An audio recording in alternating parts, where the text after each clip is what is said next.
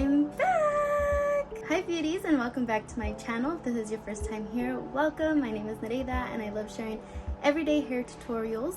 I haven't posted in months and months, probably even a year already, but I am officially back with this highly requested side braid from my TikTok channel. So let's go ahead and get started.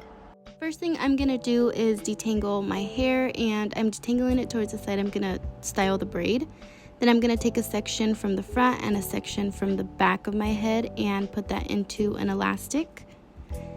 And I'm gonna continue to repeat that. So again, take a section from the back of my head and then get a section from the front and put those into an elastic together.